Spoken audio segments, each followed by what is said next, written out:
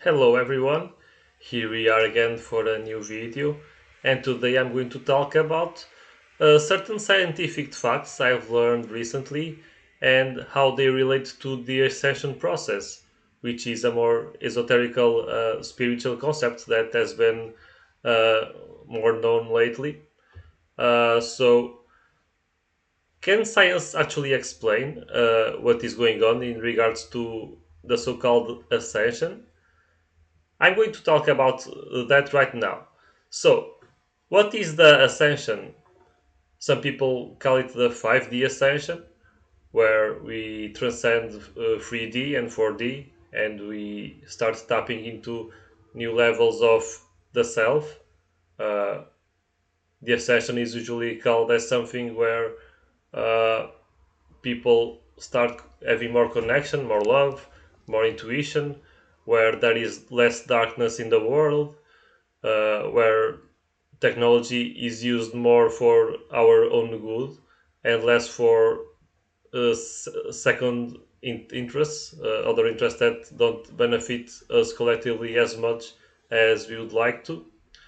Um, so yeah, it also it's a concept that calls for change within and in the outside of the world, where certain systems on the world collapse and others are born.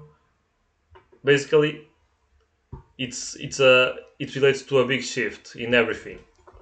Uh, Recently, while going through Jack Cruz on Twitter, or X rather, Twitter was long gone, but I still call it Twitter.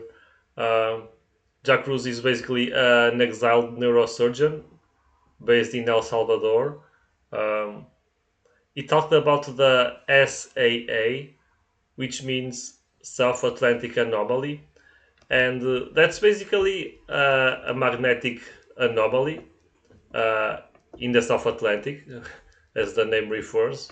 Um, it's basically a hole where there's a really strong magnetic weakening. It covers many South American countries such as Brazil, Uruguay, Paraguay, and so on. And basically, according to what I saw, that has been detected at least since 2014, and we are now in 2026, and that hole has been expanding and getting stronger, as in the magnetism there is getting weaker. And according to Jack Cruz, the three core principles of life are light, water, and magnetism. Uh, the magnetism there has been declining, and overall in the whole planet, it's been decreasing. But in that specific region, it's been decreasing even more. Um, and I believe that that relates a lot to the ascension process. I'll explain now why is that. Jack Cruz also says that in that magnetic anomaly, deuterium from space comes in, and that affects the whole region. And what is deuterium? So basically, deuterium is an isotope of hydrogen. We got the regular hydrogen, which everyone knows. We got tritium, which is another isotope of hydrogen, which is used for nuclear bombs and all that stuff that we don't like. And then there's deuterium. Uh, Basically, what changes between hydrogen and deuterium is the fact that deuterium has an extra neutron, and basically it's as if deuterium is heavy hydrogen. It's like twice as big and twice as heavy, and basically that's a problem because it is a mitochondrial poison. And why is it a mitochondrial poison? Actually, what is mitochondria? Basically, mitochondria is the battery of our cells. Basically, it gives our cells energy. So people with malfunction mitochondria, they don't function very well. They get stuff like brain fog. They get low energy levels overall, and that's a problem, of course.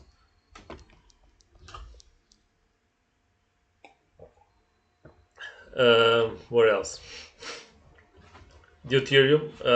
Having too much deuterium in our body basically creates mitochondrial dysfunction, and that's a precursor to disease sooner or later.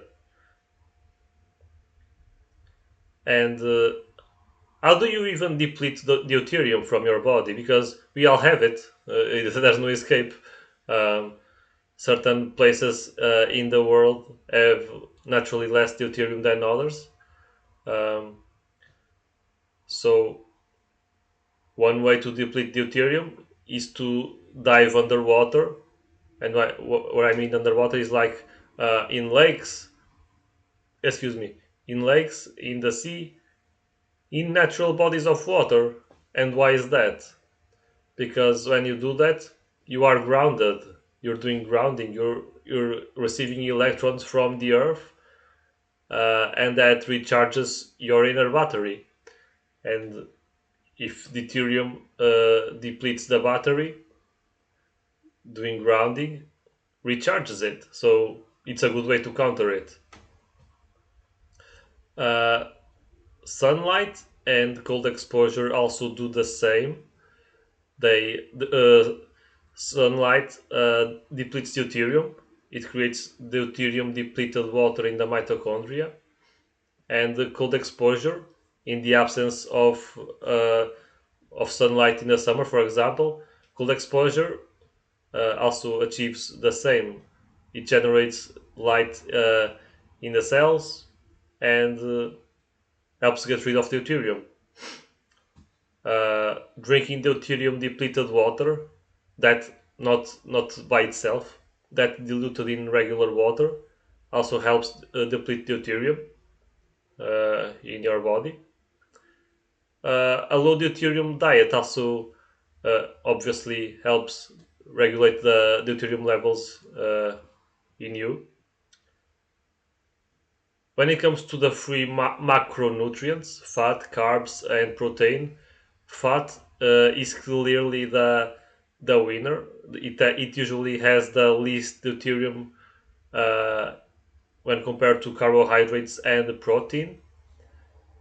And if you think about it, deuterium exists more in near the equator. The carbohydrates that you consume that come from Costa Rica, the bananas, whatever, uh, fruits tend to be high in deuterium. But at the same time, because there's more sunlight there, you can regulate the higher deuterium in the foods with sunlight. So it's important to eat locally and seasonally to ensure you are in sync with your environment, so that your deuterium levels and overall so that your body can acknowledge, according to the light imprint from your environment, that through your foods, because your foods are generated according to your environment. Bananas don't grow in Siberia because the environment, the light, water, magnetism, those three aren't aligning with what it is required for bananas to grow there. So being that light is a big factor, because uh, fruits mostly are created in the summer, and the summer is where there's more light, stronger sunlight with more UV levels, and that makes the fruits grow there. Of course, not only that, but it's a big factor. And yeah, you can use your diet and your environment to your advantage to deplete deuterium. And if you notice, uh, the things that deplete deuterium require you to connect to nature. And I'll go deeper into that later. But I'm just giving that that little hint in that regard. And so, how is that? all of these related to ascension, to the ascension process. Because as I said, uh, the ascension is all about shifts, shifts in many different levels, and also being heart centered, less emphasis on the mind. Obviously, the mind must exist, must be used, but um, if you think about the word ascension, the word ascension means to go above, go beyond, beyond something, beyond a certain level, means going higher. And the mind, even though it's useful, it's like your computer. It's not the the source of you. Your heart is more is your source, is the source of you, because the mind has no emotions.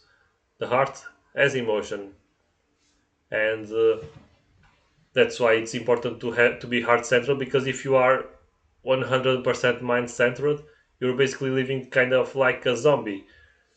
Limitations are in the mind, not in the heart. The mind has all the fears, has all those limiting thoughts. The heart, if you connect to it, it just knows the higher purpose, the higher path for you, and it also experiences love, the best, the highest vibrational emotion that you can possibly feel. So that's why being heart centered is very important. It also relates to the essential relates to releasing darkness, either from the self and from the collective, releasing all the emotional heaviness that blocks us from living the best life, um, and improving the connection we have to ourselves and to life in general. And basically, the same way light, water, and magnetism, according to Jack Cruz, shapes the environment and the foods we eat. It can also shape who we are and what we are. Uh, if you think about it, the frequencies from all that exists around us, we are made mostly of water, first of all, and water can be restructured. Uh, if you put water around certain frequencies, if you use a microscope, you can see it being restructured into certain shapes. So, light, water, and magnetism, the same way frequencies can help restructure water, and if we are made mostly of water, then they can help restructure us. And with that, maybe the way we work on a physical level, maybe on all levels really, with that magnetic decline, that will reshape the way we work. Uh, and the magnetic decline also allows different energies to come in from the outer space, from the sun. Um, and one thing that the South Atlantic anomaly does is to allow deuterium from space. And we have seen that to deplete deuterium, many, if not all, of the ways to deplete deuterium is to connect with nature. And that's very interesting because uh, you have to connect with nature to ensure that you don't get damaged with the extra deuterium coming from the space, which means that for me that's like the universe, the cosmos, or whatever, they are forcing us, life forms, humans mostly, because humans are the ones that tend to live a more artificial life, but it's basically forcing humans to live a more nature connected life. It's forcing us to disconnect from what is fake, what is artificial, and to connect with nature, with what is more real. And that is part of the accession process, like disclosure on many scales, many levels, uh, and that's a way to do it, to find out more of ourselves.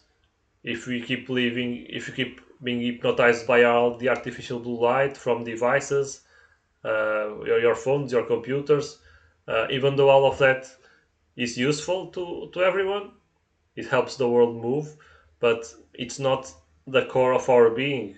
It's not uh, what makes us connect on a deeper level.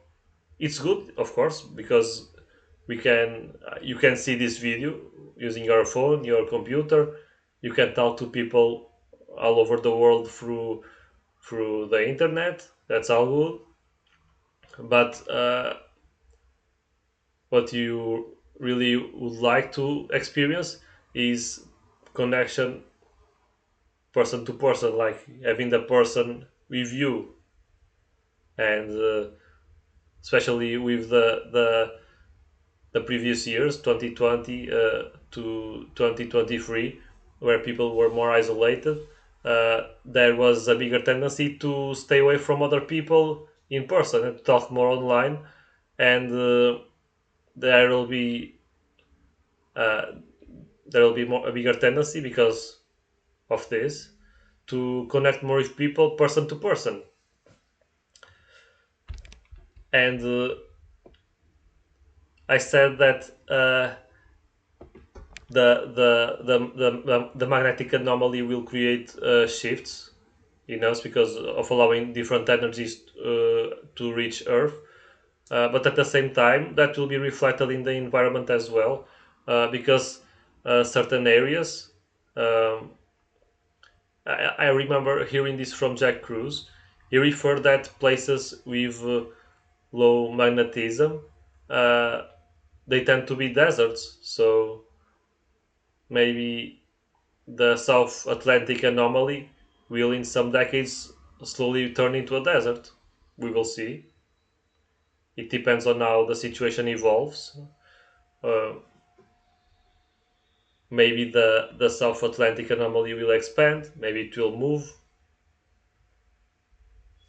I'm not sure about the correlation between the that South Atlantic anomaly and the movement of the poles. But if you think about it, those are all magnetism related things, so they may be related. What else I have to say? I have some notes here. Yeah, like uh, the situation with the South Atlantic anomaly.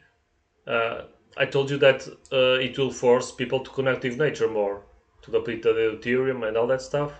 Um, but at the same time, um, some people may choose to move to places with higher magnetism, such as near volcanoes, for example.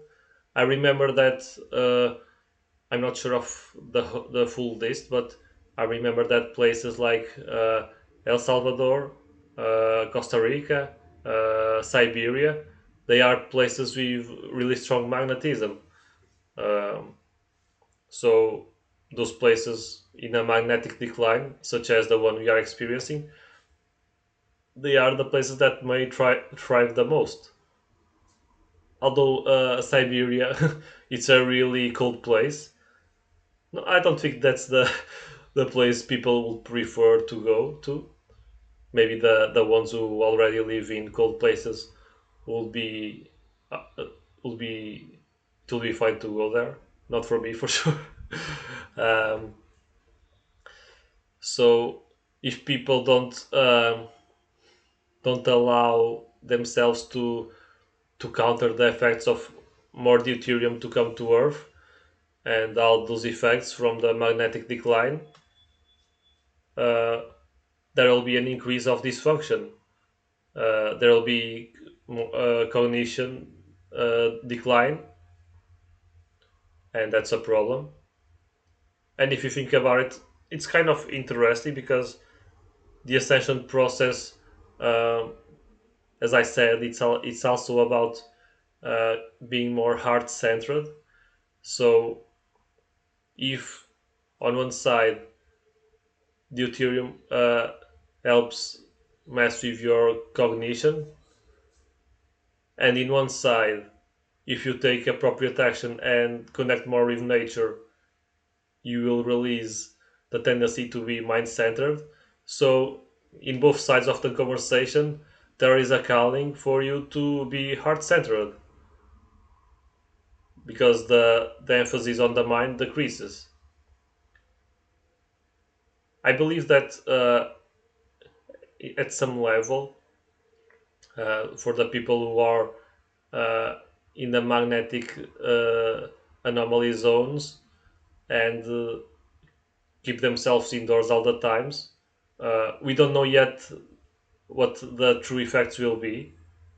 We know about, according to Jack Cruz, that deuterium will come from space, and the effects of deuterium are mitochondrial dysfunction and lower energy levels, and the reduction of many ways the body functions. So basically, that's a complicated thing. The those people, even though there's a decrease in the emphasis of the mind, uh, there's also a decrease of the emphasis of everything because there will be a tendency for decline on all levels for those who don't connect to nature more. So yeah, it will be complicated for those places, and in the upcoming years, we'll see more how that unfolds because this is a new situation. We don't know exactly how people will be affected. We know that the fury, we know uh, what's coming from there, uh, but we will see how how the whole situation unfolds in those places and worldwide.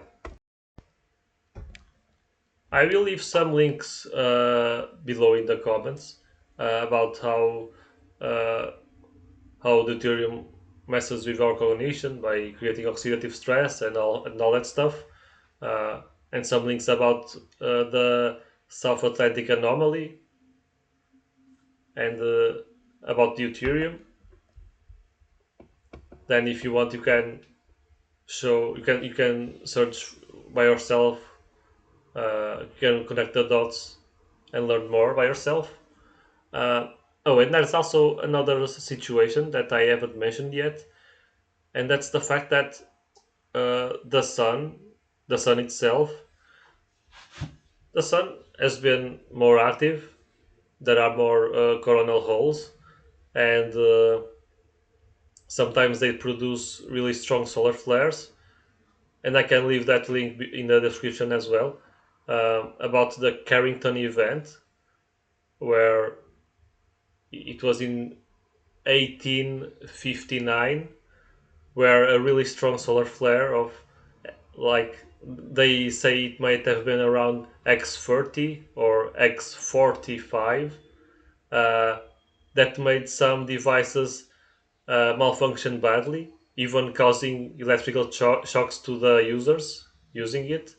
And around many places in lower latitudes, auroras will be happening. I remember seeing that uh, a person, and probably many people, reported waking up with green lights in the sky. That must have been a really cool sight to behold. But uh, if people at some point see that in the equator, that might be troublesome. Um, there will probably be. I believe that may happen in the next few years. Another strong solar flare, such as the Carrington event one, and if that happened, uh, an X30, for example, solar flare, if it happened in 1859 and caused uh, all those auroras worldwide and all those malfunctions, and that was a time where the magnetic field of the Earth was way more stable than now and way stronger. What will happen if that happens in a moment where the magnetic field of the Earth is way weaker? We don't know what will happen. Uh, Maybe some people have studied that deeper and know, kind of, but I feel like it's safe to say we haven't experienced anything like that yet. Um, I know that there was an event, I believe it was 2 years ago, Uh, I've read about it, not in depth. I've read some bits about it um, recently when learning about the South Atlantic anomaly. That in May 2024, uh, a big, I don't know if it was a geomagnetic storm or a solar flare, but I know that auroras appeared in Puerto Rico, and yeah, those things with a weaker magnetic field may happen more often, and we will see what happens. If you think about it, uh, considering the environment is shaped by the sun, the light, and the I mean the light, the water, and magnetism, uh, and foods. Different foods appear according to certain imprints of the combination of those three. Uh, we don't know the effects when those big solar flares happen, because they will create new circumstances, new blueprints, new imprints, whatever, uh, and yeah, it will be unpredictable, but it will surely cause changes in the world and in ourselves, and we have technology. Also, we have technology that, uh, even though technology has been evolving, but is it ready to handle situations where extremely large solar flares, and when they arrive Earth, and when the magnetic decline keeps increasing, can they handle that situation? We don't know. Again, maybe that's another potential thing that will force us to connect with nature, because we've, for example, if 95% or 99% of technology stops working, even if for a month, we will be forced to connect with nature in a sense. Because why we don't have our phones to go on Instagram or all that stuff. We don't have our computers to work on the job we have. Um, it will be a mess. The supply chain with foods and water, it will create complications. But I don't believe the technology will create will have that much damage. I think uh, at least some of it will still be running. It depends. We'll see. We'll have to see what happens. But for now, that's a situation we are in, and that's a situation we are heading towards.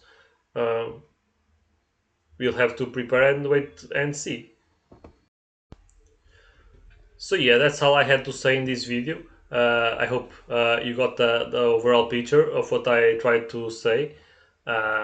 Like I said, I will leave some links in the description for you to connect some dots by yourself if you want to. Uh, and yeah, feel free to post in the comments anything that is in your mind regarding this subject.